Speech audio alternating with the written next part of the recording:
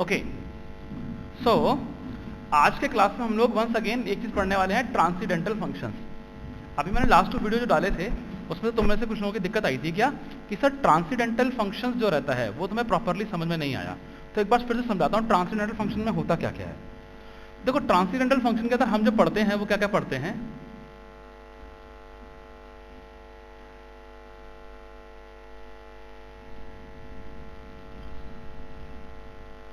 एक तो चीज हम लोग पढ़ते हैं ट्रिग्नोमेट्रिक फंक्शंस,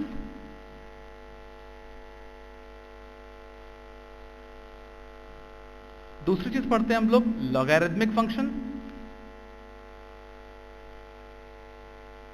और तीसरी चीज हम लोग पढ़ते हैं एक्सपोनेंशियल फंक्शन।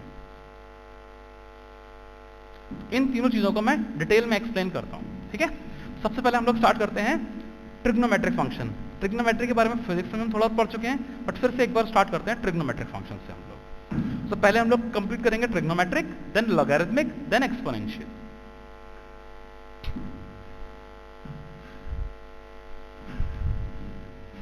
सो ट्रिग्नोमेट्रिक में सबसे पहला आता है साइनसोइडल फंक्शन, साइन एक्स। इसका हम लोग ग्राफ बनाते हैं। ग्राफ कैसे इनपुट और आउटपुट के बीच में होता है। तो क्या किया हमने,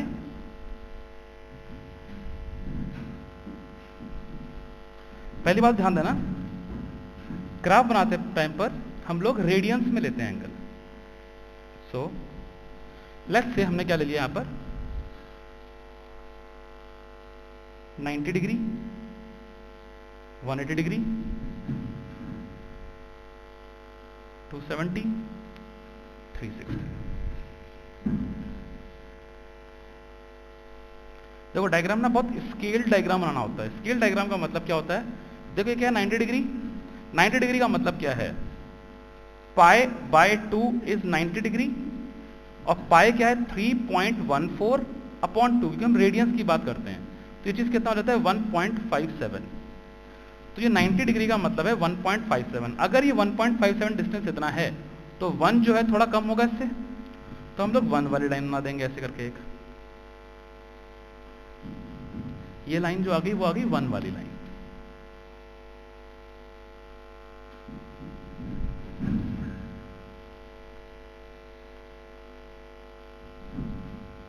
सिमिलरली अब एक आती है -1 वाली लाइन।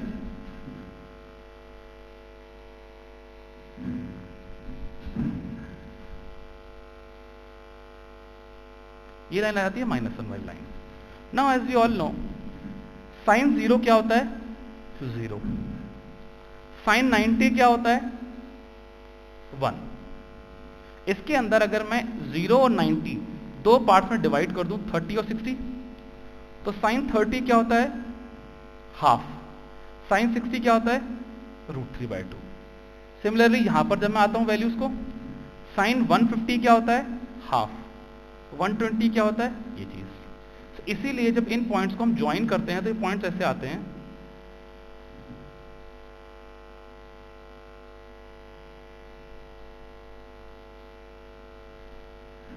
नाउ साइन 270 क्या आता है -1। फिर हम लोग यहां पर आते हैं, वैल्यूज निकाल के देखना, ये 180 हो गया। साइन 210 कितना होता है -1/2, ये यहां पर वैल्यू आती है। और ये वैल्यूज डाल के देखोगे तो यहां पर, फिर यहां पर 360 डिग्री। तो साइन की एक साइकिल कंप्लीटली ऐसे हो जाती है। सिमिलरली अगर तुम नेगेटिव में आओगे तो नेगेटिव में भी वैल्यूज डाल के देख लेना। इसीलिए साइन एक्स का कर्व ऐसा आता है। अब साइन एक्स के साथ साथ हम एक कर्व और बनाएंगे जो कि क्या बनेगा, y is equal to 1 upon sine x, जिसको कि हम लोग बोलते हैं कोसेक एक्स। ठीक है, y equal to 1 by sine x which says y equal to cosec x. इसके अंदर क्या होता है, यहां पर आउटपुट कितना है 1 अपॉन 1 कितना हो जाएगा 1 ही रहेगा। 30 डिग्री, साइन 30 कितना होता है हाफ, तो कोसेक 30 कितना होता है 1 अपॉन हाफ 2। तो ये 1 वाला पॉइंट था, तो ये 2 वाला पॉइंट है, तो यहां पर आ जाएगा 2। यहां पर पॉइंट ये आ जाएगा, यहां पर 0 से जस्ट बड़ा है 0.1, 0.1 का 1/10, और एकदम बाजू में आ जाऊंगा तो 0.00001, बहुत बड़ा नंबर। तो ये वैल्यूज ऐसी जाएंगी यहां से, ऐसे इन्फिनिटी के आसपास जाएगा। सिमिलरली अगर मैं आगे जाऊंगा फिर से यहां तक, जब मैं यहां तक पहुंचूंगा 180 डिग्री तक, तो आगे कर फिर से ऐसा आ जाएगा। यहां पर हाफ है तो ये 2 पे पहुंच जाएगा, ऐसा हो जाएगा। जैसे ही, अब ध्यान देना, इस पॉइंट के जस्ट इधर पर पॉइंट था 0.001, तो 1/001 कितना हो गया 1000, तो इसके जस्ट इधर 1000 पे पहुंच गया, और इसके इधर पर -0.001 तो -1000, तो इसके जस्ट इधर ग्राफ यहां से शुरू होगा, तो एक्चुअली इसके इधर पे ग्राफ ऐसा आएगा,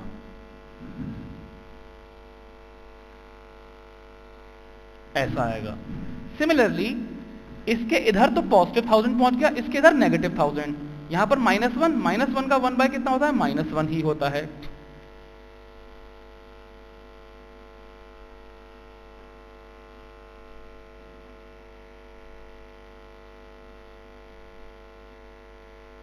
ये हो गया ग्राफ। तो ये ब्लू वाला ग्राफ किसका बन गया, कोसेक एक्स। अब जो मैंने तुम्हें इंपॉर्टेंट चीज सिखाई थी ग्राफ के अंदर, अगर तुमने ढंग से देखा हो, तो पहली चीज होती है डोमेन। तो ब्लैक वाला जो कर्व था, डोमेन का मतलब होता है वो पॉइंट जहां जहां पर कर्व डिफाइंड है, जहां जहां पर कर्व की वैल्यू आती है। 0 पर, 0 से आगे जितना आगे बढ़ते जाओ, हर पॉइंट पर कुछ ना कुछ आउटपुट है। 0 से पीछे भी हर पॉइंट पर है। तो इस फंक्शन का जो ब्लैक वाला फंक्शन है, जिसको कि हम लोग बोल रहे हैं साइन एक्स, साइन एक्स का डोमेन क्या है, all real numbers, set of all real numbers, हर जगह पर ये फंक्शन डिफाइंड है। इसी में साथ में आता है रेंज, कि इस फंक्शन की रेंज क्या है। अब अगर हम ब्लैक वाले फंक्शन को देखें, ब्लैक वाले फंक्शन का मैक्सिमम आउटपुट कितना है 1, मिनिमम आउटपुट कितना है -1। तो ब्लैक वाला function which is sine x, इसका आउटपुट -1 से कम कभी भी नहीं हो रहा है, 1 से ज्यादा कभी भी नहीं हो रहा है। तो इसकी जो रेंज है, close bracket -1 to 1, close bracket का मतलब होता है -1 इंक्लूडेड 1 इंक्लूडेड, सो -1 से 1 लेकर क्लोज ब्रैकेट है स्क्वायर वाले, इसलिए -1 से 1 तक सब कुछ। अगर ये कर्ली ब्रैकेट होते तो सिर्फ -1 and 1 होता। तो यहां से इसका डोमेन आ गया और रेंज निकल के आ गया। ये था साइन फंक्शन। इसी के साथ अगर मैं बात करता हूं कोसेक फंक्शन की, कोसेक एक्स के लिए जो डोमेन निकल कर आएगा वो डोमेन क्या आएगा। अब ध्यान दो, क्या ऐसा कोई भी पॉइंट है जहां पर ब्लू वाला कर्व डिफाइंड नहीं है? हाँ, कुछ कुछ पॉइंट्स हैं, जैसे 0 से जस्ट आगे तो बहुत आगे जा रहा है, 0 से जस्ट पहले बहुत नीचे नेगेटिव में जा रहा है। बट एग्जैक्टली अगर मैं पूछूं 0 पर आउटपुट कितना है, तो 1/0 डिफाइंड नहीं होता, इसलिए 0 पर डिफाइंड नहीं है। ऐसे ही पाई पर डिफाइंड नहीं है, ऐसे ही 2 पाई पर डिफाइंड नहीं है, ऐसे ही -पाई पर डिफाइंड नहीं है। तो डोमेन क्या है, जो रियल नंबर्स का सेट है ना, उसमें से कुछ नंबर्स हटा दो, इसलिए कर्ली ब्रैकेट, क्योंकि आप कुछ नंबर्स को हटा रहे हो। n पाई, तो ऑल रियल नंबर्स में से जो n पाई वाले नंबर्स हैं, जहां जहां पर ये पाई, 2 पाई, 3 पाई, 4 पाई, जहां पर ये फंक्शन डिफाइंड नहीं है, इसलिए वो डोमेन हो गया उसका। अब यहां पर भी अगर मैं रेंज की बात करूं, यहां पर रेंज क्या क्या है, इसका आउटपुट कहां से कहां तक वेरी कर रहा है। तो ब्लू वाले का, इस वाले का मिनिमम आउटपुट कितना है 1 से लेकर 2, 3, 4, 5, 6 इंफिनिटी तक जा रहा है, बहुत आगे तक। तो 1 से ऊपर तो सारे आउटपुट हैं, ऐसे ही -1 से नीचे सारे आउटपुट है, -1 से 1 तक नहीं है। तो इसको लिखने के दो तरीके हैं। क्या, सबसे कम क्या है -इन्फिनिटी से लेकर -1 तक, ऐसे लिखो, -इन्फिनिटी से लेकर -1 तक। अब -1 तो आउटपुट में आ रहा है, बट -इन्फिनिटी वो कभी मिलता नहीं, तो इन्फिनिटी के साथ हमेशा ओपन ब्रैकेट लगाते हैं और यहां क्लोज ब्रैकेट। प्लस एक सेट ही हो गया, दूसरा सेट क्या है 1 से इन्फिनिटी, और दोनों सेट्स हैं तो हम क्या करेंगे, यूनियन 1 to इन्फिनिटी। एक तरीका तो ये है, या फिर दूसरा तरीका इसी को लिखने का क्या है कि जो रियल नंबर्स का सेट था ना, उसमें से आप कुछ कुछ हटा दो। क्या हटा दो, -1 से 1 तक सब कुछ हटा दो। तो आप -1 से लेकर 1 तक, ध्यान रखना ओपन ब्रैकेट, क्यों, क्योंकि हम लोग -1 को हटा नहीं रहे हैं, -1 इसकी रेंज में है, तो ये इसकी रेंज हो गई। तो ये समझने में शायद तुम्हें दिक्कत हुई हो, तो अब थोड़ा देखने की कोशिश करो कि पहले हमने साइन एक्स का कर्व बनाया, साइन एक्स का डोमेन रेंज निकाला, फिर हमने कोसेक एक्स बनाया, कोसेक एक्स का डोमेन रेंज निकाला। ये नोट करो, फिर हम लोग आगे बढ़ रहे हैं इस चीज को लेकर।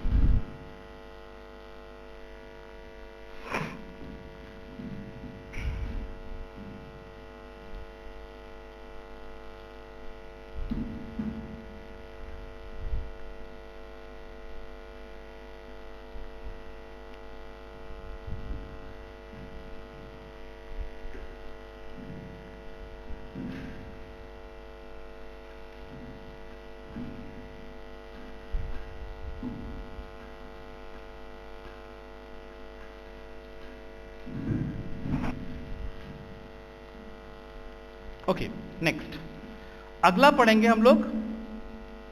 देखो एक्चुअली दो हो चुके हैं, वो साइन एंड कोसेक, उनको हम पेयर वाइज पढ़ लेते हैं। सिमिलरली कॉस और सेक को पेयर वाइज पढ़ लेंगे। तो पहले तो हम बनाएंगे y is equal to cos x. तो y equal to cos x का कर्व कैसा बनेगा?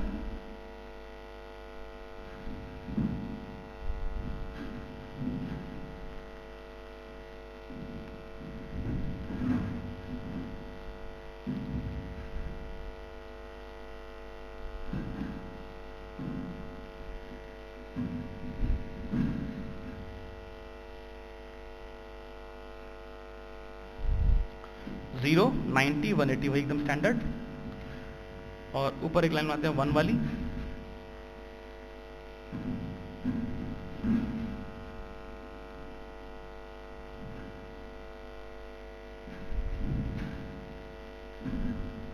माइनस 1।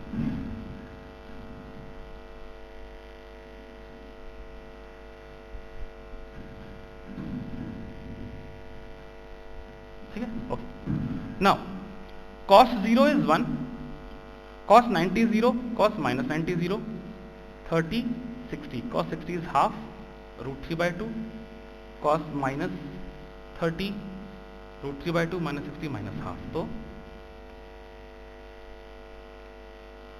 तो यहाँ से यहाँ तक की वैल्यूज ना प्लीज डाल के देख लेना, अपनी स्टैंडर्ड हिसाब से निकाल कर डाल के तब बनाना ग्राफ। आगे ग्राफ कैसा बनेगा? आगे यहाँ से -1 आ जाएगा अपने आप।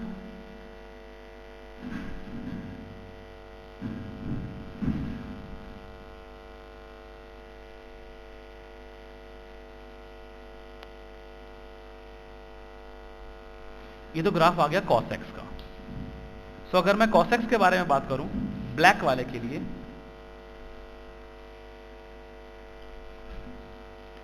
Domain and range. डोमेन क्या आएगा? फॉर ऑल आर हमेशा एक ग्राफ डिफाइंड है, रेंज -1 से 1, एग्जैक्टली सेम। अब अगर हम बात करें cosec x, sorry sec x, so y is equals to sec x और y is equals to 1 upon cos x। जो cos x का आउटपुट है उसको हम लोग कर रहे हैं 1 बाय कर रहे हैं, कुछ भी लिख सकते हैं इसको। ठीक है, नाउ यहां पर आउटपुट कितना है? Once again 1। cos x का आउटपुट है कितना है? 1। तो यहां पर क्या लिखना है? y is equals to 1 upon 1, तो 1 ही आएगा। एग्जैक्टली इस पॉइंट पर अगर मैं देखूं,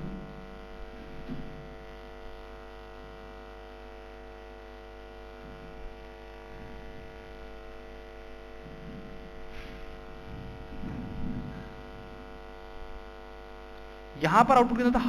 हाफ का 1/2, रूट 3/2, 2/√3, ग्राफ ऐसा बनता हुआ आएगा।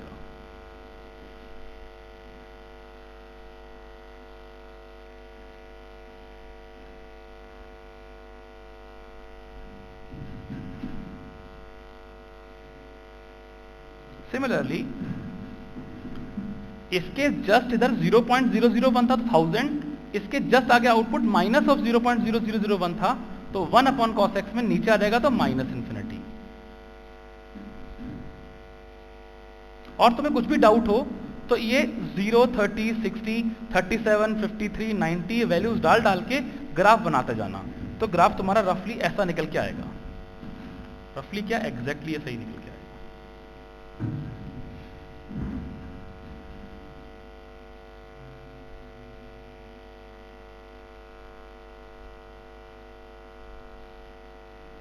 ये आएगा ऐसा।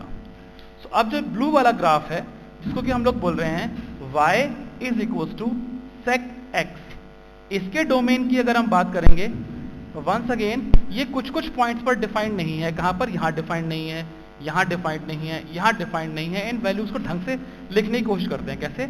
और ध्यान देना इस चीज़ों में ना, जो अगला चैप्टर आएगा ट्रिग्नोमेट्री, उसमें भी हेल्प करेगा, तो उसको ढंग से समझ लो अभी एक बार। सो ये 0 है, ये क्या है?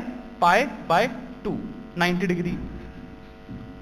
2 पाई बाय 2, ये कितना है? 3 पाई बाय 2। ये कितना है? Minus pi by 2। ये कितना आ गया? Minus 3 pi by 2। अब ढंग से तुम देख पाओ, पाई बाय 2, 1 पाई बाय 2, फिर 3 पाई बाय 2, फिर 5 पाई बाय 2, फिर 7 pi by 2। So 1, 3, 5, 7, 9, 11 odd numbers आ जाएंगे। ऑड नंबर को लिखने का तरीका क्या होता है? 2n प्लस 1 ऐसे लिख देते हैं, या फिर 2n माइनस 1, कुछ भी लिख दो, सेम चीज है। जैसे आप n को 1 डालोगे तो उसमें क्या बन जाएगा? n को 0 डालने से 1, 1 डालने से 3, 2 डालने से 5, तो 1, 3, 5, 7 सब आ जाएगा। ऐसे ही इसमें n को 1 डाल दोगे तो 1, 2, 3, 3, 5 एंड सो ऑन, सारी वैल्यूज निकल के आ जाएंगी। सो इन जनरल ये चीज रियल नंबर्स में से कुछ पॉइंट्स हटा दो। कौन से? जो ऑड मल्टीप्लाइड है ना, 2n plus 1, odd pi by 2 को अगर हम हटा दें, और करली ब्रैकेट, क्योंकि पॉइंट्स को हटा रहे हैं हम लोग, इन पॉइंट्स को हटा देंगे तो ये डोमेन में आ जाएगा। अब इसमें रेंज की बात करेंगे, तो रेंज क्या है? वही माइनस इंफिनिटी से -1 और 1 से इंफिनिटी। तो या तो इसको -1 इंफिनिटी से -1 यूनियन 1 से इंफिनिटी लिख दो, या फिर r माइनस -1 to 1 लिख दो, तो ये चीज कंप्लीट हो गई। So sine and 1 by sign, मतलब साइन एंड कोसेक कंप्लीट हो गया। दूसरा कॉस एंड 1 बाय कॉस, जिसको हम लोग बोलते हैं सेक, तो कॉस और सेक भी कंप्लीट हो गया इसी के साथ। इन दोनों को नोट करो, ठीक।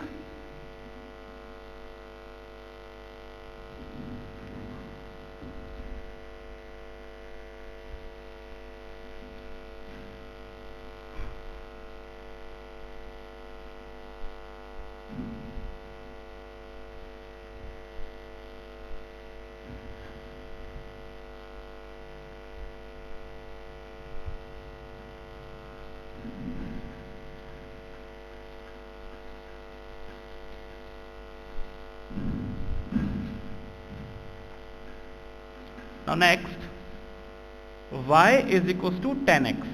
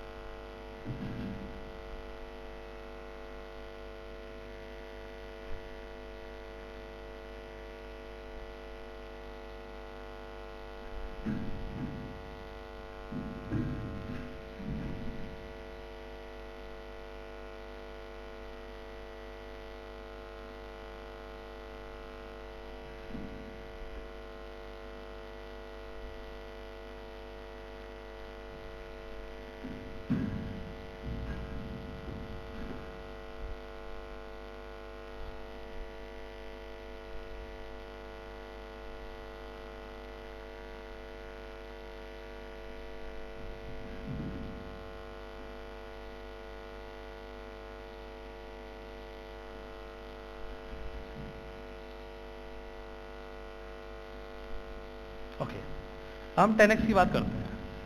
अरे यार ये स्केल ढंग से नहीं बन रहा है, इतना डिस्टेंस नहीं था, इतना ही डिस्टेंस यहां बनाओ।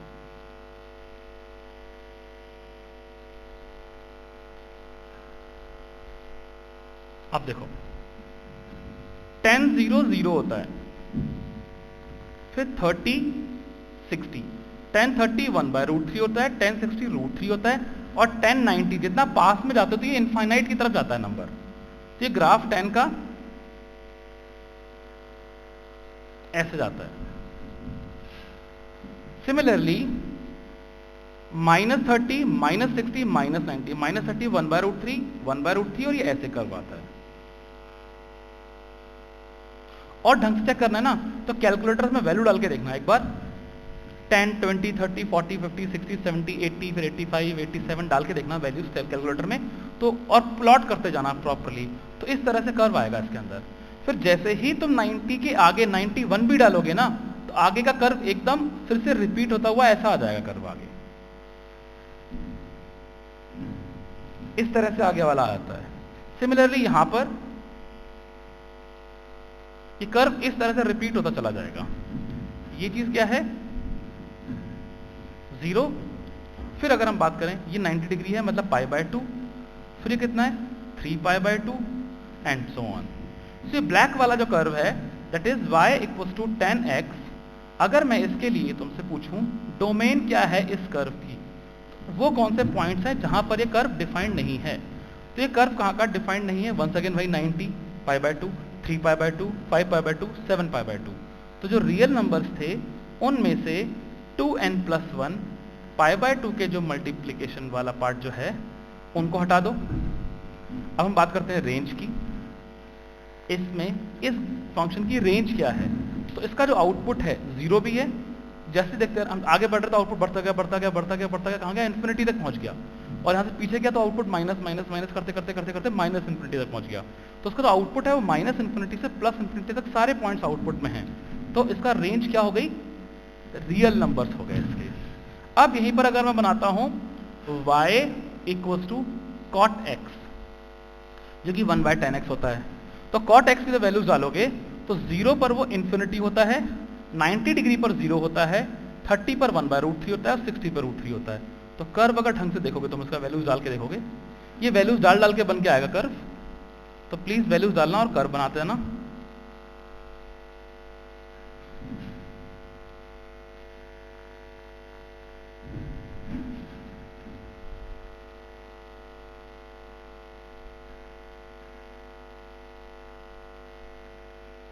ये कर्व इस तरह से आएगा।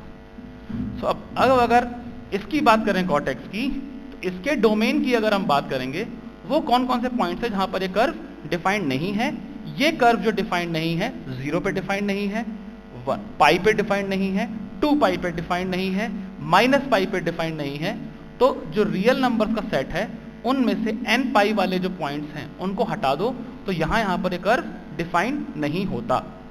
सिमिलरली साथ में इसी के अगर हम बात करें रेंज की, तो रेंज के लिए क्या होता है इसी केस के अंदर, वो सारे पॉइंट्स पर कौन कौन सी जगहों पर वो चीज डिफाइंड नहीं है। तो यहां से आउटपुट जो है आगे जा रहे तो माइनस में बढ़ते बढ़ते माइनस इन्फिनिटी तक गया, पीछे जाओगे तो प्लस इन्फिनिटी तक बढ़ता हुआ जा रहा है। सो माइनस इन्फिनिटी से प्लस इन्फिनिटी तक सब कुछ इसकी उसमें है, तो all real numbers.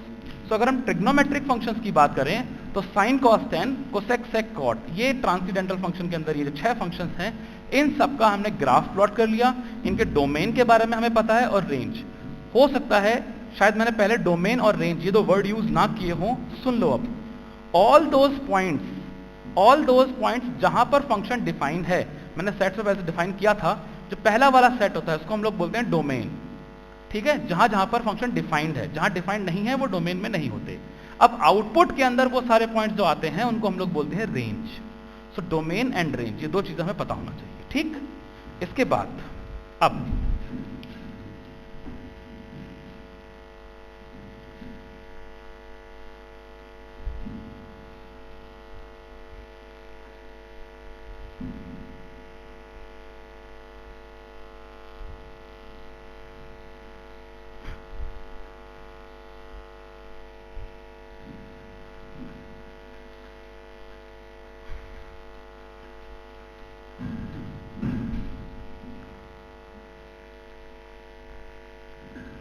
now the next function is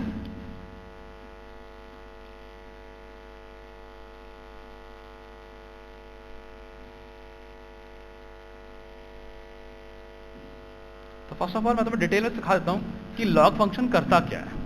ठीक, तो देखो किसी भी फंक्शन को, किसी भी चीज को लिखते कैसे हैं, पहले तो लॉग के टर्म में ऐसे लिखते हैं, लॉग टू द बेस। एक बेस होता है a और एक नंबर होता है b। ये एक नंबर होता है कोई भी एक। तो जब किसी भी चीज का लॉग लेना, साइन लेना, तो साइन के अंदर क्या होना चाहिए, 30 डिग्री, 40 डिग्री, 50 डिग्री, या आप उसको रेडियन में भी बोल सकते थे। ऐसे ही एक्स स्क्वायर के अंदर 1 2 3 4 कुछ आता है। तो जब किसी भी चीज का लॉग लेना होता है ना, तो नीचे एक बेस होता है। तो तो किस नंबर का लॉग ले रहे हो आप और किस बेस पे ले रहे हो, इस तरह लिखा जाता है। और इसका मतलब क्या होता है, फॉर एग्जाम्पल मैं लिख देता हूं लॉग टू द बेस 3 27। तो ये जो लॉग फंक्शन है ना, लॉग फंक्शन इस नंबर से कहता है कि प्लीज खुद को इसकी पावर में कन्वर्ट कर लो। तो 27 ने क्या बोला कि मैं जो हूं ना वो 3 की पावर 3 हूं। अब लॉग ने क्या किया, ये जो आंसर आया ना ये इसको रीड करके बता देता है, क्या 3। जैसे log टू द बेस 10,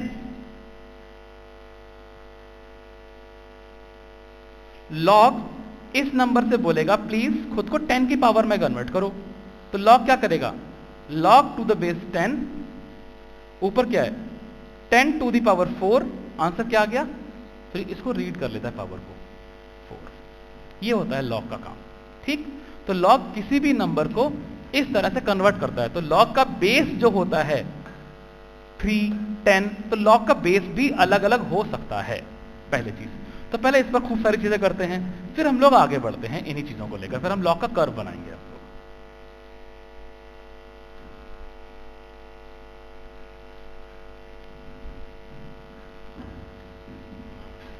चलो लिखो,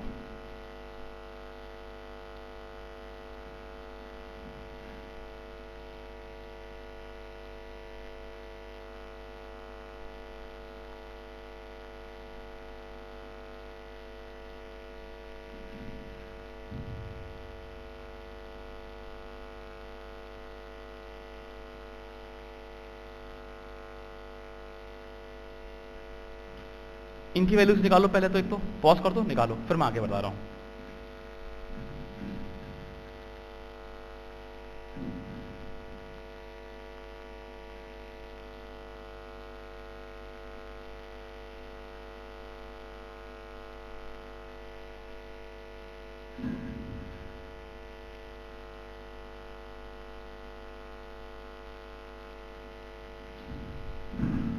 नाउ सुनो, ये डायरेक्टली हमें दिख रहा है क्या, log to the base 2 to the power 4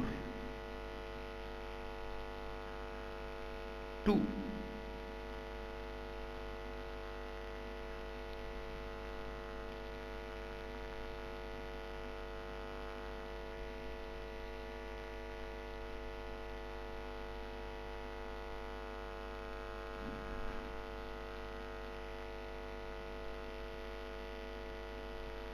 ये तो स्टैंडर्ड आ गया। ध्यान देना, log का बेस कभी भी 1 नहीं होना चाहिए, क्योंकि आप किसी भी नंबर को 1 की पावर में नहीं लिख सकते। log का बेस कभी भी नेगेटिव नहीं होना चाहिए।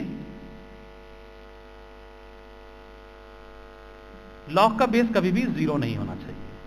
तो पहली कंडीशन जो हम बात करेंगे, y is equal to log to the base, जो हम लोग बेस बोलते हैं नंबर, और एक नंबर होगा। Base should not be negative, should not be 0, should not be 1. Number should always be positive, तभी किसी फंक्शन का लॉग डिफाइंड होता है, वरना लॉग डिफाइंड नहीं होता है। तो पहले तो ये चीज नोट करो। इसके बाद जो अगली चीज आएगी वो आएगी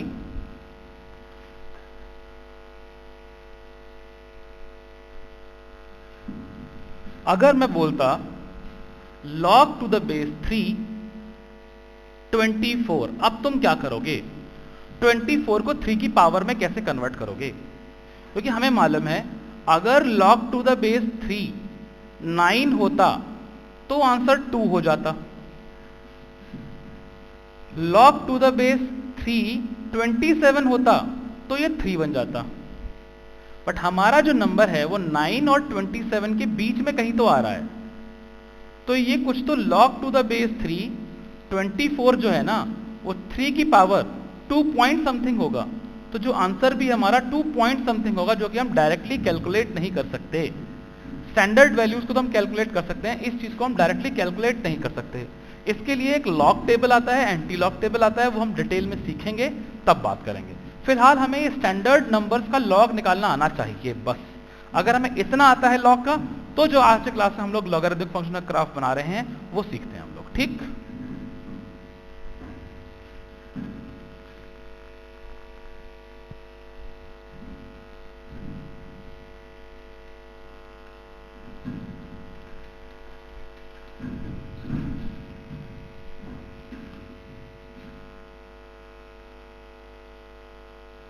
ऐसा करते हैं, हम इसका बेस ले लेते हैं पहले 2x, ठीक है। बेस क्या लिया हमने 2। अगर हमने बेस 2 लिया,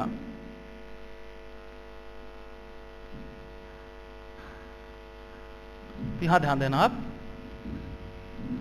log टू द बेस 2, अगर यहां पर नंबर होता 2 तो हमारा आंसर क्या हो जाता 1। तो अगर x की वैल्यू 2 है तो y की वैल्यू 1 है। तो अगर हमारे x की वैल्यू 2 है तो y की वैल्यू 1 है, एक पॉइंट आ गया। अब अगर हम बोलें x को ले लेते हैं 1, तो इसको लिख देगा ये log टू द बेस 2, 1 को क्या लिख देगा 2 टू द पावर 0। तो अगर मैंने x को 1 ले लिया तो y क्या हो गया 0। ऐसे ही अगर मैं x को 4 ले लेता हूं तो ये हो जाएगा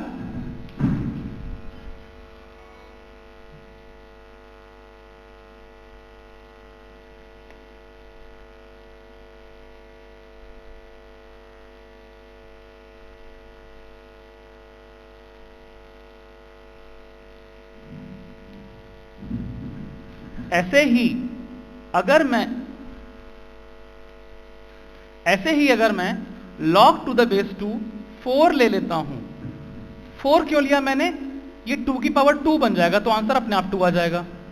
तो 4 पर जो आंसर आएगा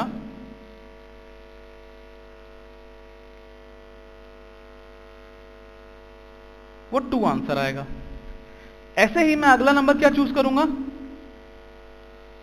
8 क्यों, क्योंकि ये 2 क्यूब बन जाएगा तो आंसर क्या बन जाएगा 3। तो 4 के बाद 5 6 7 8 पर यही आंसर आ जाएगा 3। अब एंड सोन चलता चला जाएगा। अब कुछ वैल्यूज और जहां पर हम ग्राफ बना सकें, जैसे अगर मैं यहीं पर ले लेता log to the base 2 1/2 which is log to the base 2 की पावर -1, तो -1 आंसर आ जाता। सो 1/2 ये 1 है, 1/2 पर आंसर क्या आता -1। Similarly log to the base 2 1/4 which is equal to log to the base 2 to the power -2 which is -2। So 1/4 पे answer क्या आता -2, फिर -8। अब इन सब पॉइंट्स को अगर तुम कनेक्ट करना शुरू करोगे तो graph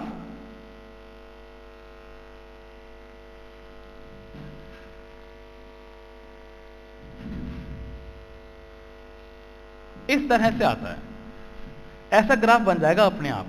so in this case domain जो होगा इसका वो तो है R positive real number, zero भी नहीं है, जीरो के आगे हर पॉइंट पर एक ग्राफ डिफाइंड है, जीरो से पहले एक ग्राफ कभी भी डिफाइंड नहीं है। इसी की अगर मैं रेंज की बात करूं तो क्या है R, क्योंकि यहां से इधर पे माइनस की तरफ रेंज जा रही है, आगे जाएंगे तो पॉजिटिव में इन्फिनिटी की तरफ रेंज चली जाएगी। इंपॉर्टेंट चीज क्या है, अगर यहां से अगर हम बात करें तो हम इंपॉर्टेंट चीज लिख सकते हैं y is equal to log to the base ax is greater than 0। Base क्या था 2, ये इसका आउटपुट ग्रेटर देन 0 है कब 1 से आगे, if x greater than 1, and y is equal to log to the base ax less than 0 है कब, इफ x लेस देन 1 है, कब जब a की वैल्यू ग्रेटर देन 1 है, जैसे 2 आई थी इसके अंदर।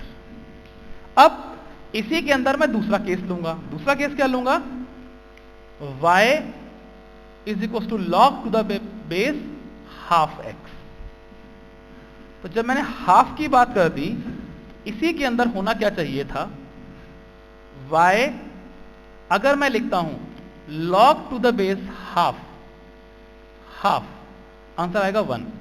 तो 1 आउटपुट कहां पर आ रहा है, हाफ पर। जो पहले हाफ पर -1 आया था वो अब हाफ पर 1 आ रहा है, no problem. log to the base half अगर मैं 1 रखता हूं तो log to the base half, half to the power 0, 0 answer आएगा। तो 1 पर 0 आंसर आ जाएगा। Now log to the base half, 2 पे जो आंसर आएगा log to the base half, half to the power -1 आएगा। तो जो पहले 2 पर 1 आया था अब वो 2 पर -1 आएगा। जो पहले 4 पर 2 आया था वो 4 पर -2 आएगा। जो पहले 8 पर 3 आया था वो अब 8 पर -3 आएगा। जो पहले 1/4 पर -2 आया था वो +2 आएगा। तो ये ग्राफ इसी का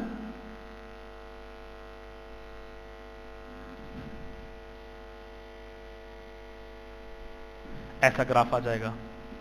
so base greater than 1, base less than 1, ये दो चीजों के लिए हम लोग पढ़ते हैं इस चीज को। तो अब यहीं पर क्या हो गया, y is equal to log ax greater than 0 हो गया। पहले ग्रेटर देन 1 के लिए था, अब लेस देन 1 के लिए ग्रेटर देन 0 हो गया। अब x less than 1, y is equal to log to the base ax less than 0 हो गया। कब, x ग्रेटर देन 1 के लिए। ये चीज कब है, if a is less than 1, a greater than 0 तो होना ही पड़ेगा। so a जो बेस होता है log का, उसको हम पूरे ग्राफ को 2 पार्ट्स में डिवाइड करते हैं। डोमेन रेंज फिर भी सेम है, क्यों, 0 से आगे पॉजिटिव नंबर्स के लिए डोमेन है उसका, और रेंज क्या है, -इंफिनिटी से +इंफिनिटी। सो अगर हम log फंक्शन को इन डेप्थ प्रॉपरली ढंग से देखने की कोशिश करें, सो log को 2 पार्ट्स में डिवाइड करते हैं। किस किस में, log का जो बेस है वो ग्रेटर देन 1 और लेस देन 1। ग्रेटर देन 1 के लिए ग्राफ ऐसा आता है, लेस देन 1 के लिए ग्राफ ऐसा आता है। ठीक, इसको नोट करो। नोट करने से पहले एक चीज और सीख लो। इन जनरल जो हम बात करते हैं, जब कभी भी हमारे पास लिखा हो y is equal to log x, इसका मतलब कुछ जब नहीं लिखा है तो हमें मानना चाहिए उसका बेस 10, और कुछ जगहों पर लिखा होता है ln(x), इसका मतलब क्या होता है, y is equal to log to the base ex। और e क्या है, e एक इर्रेशनल नंबर है जिसकी वैल्यू होती है 2.718 और आगे बहुत सारा नंबर, बड़ा नंबर होता है।